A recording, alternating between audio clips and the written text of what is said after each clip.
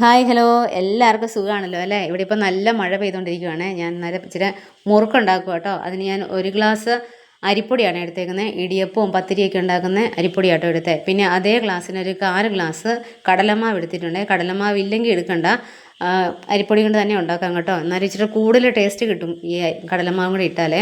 പിന്നെ ഒരു 3/4 സ്പൂണോളം കാശ്മീരി ചില്ലിയും ഒരു 1/4 സ്പൂണിലും താഴെ ചിക്കൻ മസാലയും കൂടി ഇടുമ്പോൾ ഒരു പ്രത്യേക ടേസ്റ്റാണ്.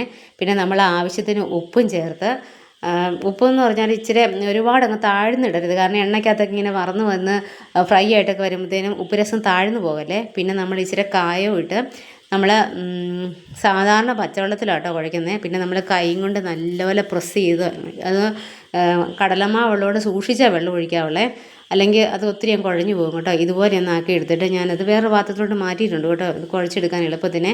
പിന്നെ 1 സ്പൂൺ എള്ളാട്ടോ കറുത്ത എള്ളാണ് എടുത്തേക്കുന്നത്. വെളുത്ത എള്ളുണ്ടെങ്കിൽ അതിൻ്റെ എള്ളില്ലെങ്കിൽ നമ്മൾ അരിപ്പൊടി കൊണ്ട് തന്നെ ഉണ്ടാക്കിയാൽ നല്ല ടേസ്റ്റാണ്. പെട്ടെന്ന് ഇച്ചിരി ഉണ്ടാക്കി കഴിക്കാനും ഈ മഴയത്തൊക്കെ ഇരുന്ന് കഴിക്കാനൊക്കെ നല്ല ടേസ്റ്റാട്ടോ, നമ്മൾ തന്നെ ഉണ്ടാക്കുന്നതല്ലേ.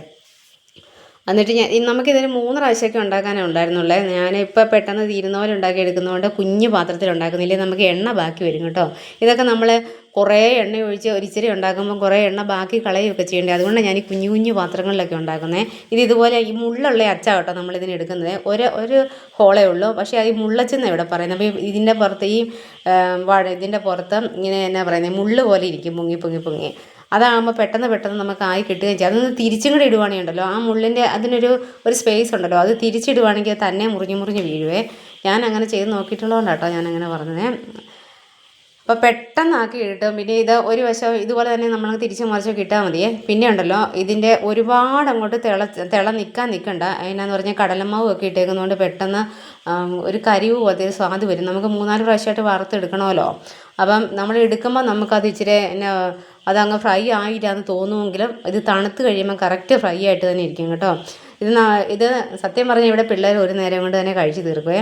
ഇപ്പോൾ കടലമാവ് ഇല്ലെങ്കിലും കുഴപ്പമില്ല, അരിപ്പൊടി മാത്രം മതി, വെറും പച്ചവെള്ളത്തിൽ കുഴച്ചാൽ മതി. അപ്പം ഇപ്പം ഞാൻ പറയട്ടെ, അരിപ്പൊടിയും കാശ്മീരി ചില്ലിയും ചിക്കൻ മസാലയും ഉപ്പും അത്രയും സാധനം ഉണ്ടെങ്കിലും ഇച്ചിരി കായം കൂടെ ഇട്ടാലും നമുക്കിത് ഉണ്ടാക്കിയെടുക്കാം കേട്ടോ. നല്ല സൂപ്പർ ടേസ്റ്റാണ്. ബാക്കി സാധനങ്ങൾ ഇല്ല എന്നുണ്ടെങ്കിൽ അങ്ങോട്ട് അവോയ്ഡ് ചെയ്തേക്കണം.